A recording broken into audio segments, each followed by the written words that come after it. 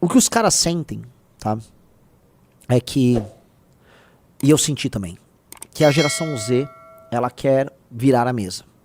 E aqui eu quero começar a falar isso, porque aqui a gente começa a entender o que está acontecendo no Nepal, o que rolou no Peru. Tá tendo, a geração Z quer virar a mesa. A geração Z tá revoltada. E é uma geração diferente.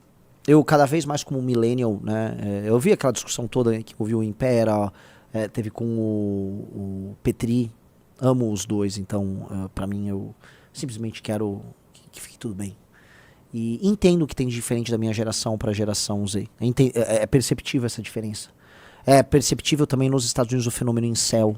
Assim, o fenômeno incel ele é mais descarado nos Estados Unidos. O incel é muito, assim, claramente um incel. Tá? Você consegue perceber e meio que a pessoa já até entrega que ela é. Então, a geração Z, ela tá disposta a gastar a vida dela fazendo algo maior do que o tempo. E isso não é um meme. Isso é verdade. E essa angústia é uma angústia mundial. Então olha o que eu vou colocar aqui. Sou ambicioso, sou um sujeito ambicioso. Eu acho que nosso papel não é apenas no Brasil, nosso papel é no mundo todo. Vou conversar com esse pessoal da direita americana, vou conversar com pessoas da direita europeia, vou conversar com gente no Chile, na Argentina. Eu acho que a gente tem que trazer todo mundo pra cá por duas razões. Como disse um grande amigo, tem que dar crédito pro grande Eumenes, a eleição de 2026 no Brasil será a guerra civil espanhola dessa geração toda. Lógico que não tô falando em termos ideológicos, mas em grande medida a guerra civil espanhola foi uma guerra que o mundo inteiro participou, assim, pessoas do mundo inteiro foram ver, tá? A eleição no Brasil é uma eleição que a geração Z, ela verá pessoas da geração Z com formato geração Z fazendo campanha. Então muita gente no mundo inteiro vai olhar de uma maneira diferente. Nós somos, veja só, os maiores inovadores políticos da geração Z em fórmula de ação política. Talvez a gente bote aí no mesmo balaio a turma do Nepal. Né? Por mais que não tenha fórmula nenhuma, foi só um fenômeno, mas essas coisas vão dar em algo. Não pense que terminou aí. E tem um partido, eu sempre esqueço o Partido Novo no Japão, bota ali o novo partido japonês de direita. Tem uma iniciativa legal. E eu acho que nós temos que empoderar a geração Z no mundo, ao Sanseito, tá?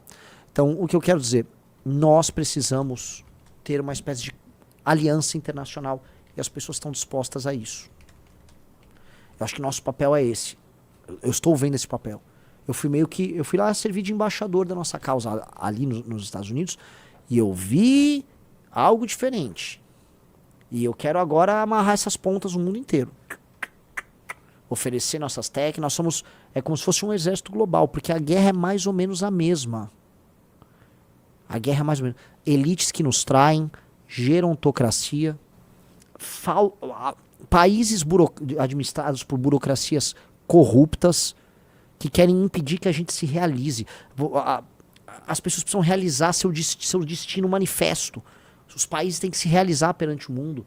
E eles estão apenas presos. Né? É um welfare, é um burocrata, né? É uma taxação, e a vida não acontece.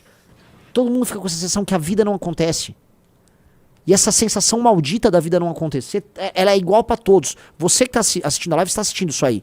Tua vida não tá acontecendo, teu país não tá acontecendo, turma de amigos não tá acontecendo, não tá acontecendo. Você sente que nada acontece. Não é? É o famoso meme, nada acontece feijoada. Essa sensação não é só tua. Saiba que tem um incel em São Francisco, lá na Califórnia, que sente o que você tá sentindo, e um cara com um QI de 150 em Harvard, falando em latim com um amigo dele, sentindo a mesma coisa, e um cara no Japão sentindo a mesma coisa, outro no Nepal sentindo a mesma coisa. Tá rolando isso. Tá rolando. Olha como isso é grande. Não é só sobre aqui, ainda que a nossa missão seja aqui. Mas nós temos algo, cara. Eu mostrei pra galera, né? Outra coisa que veio, tá? Eu entendi o fenômeno Nick Fuentes.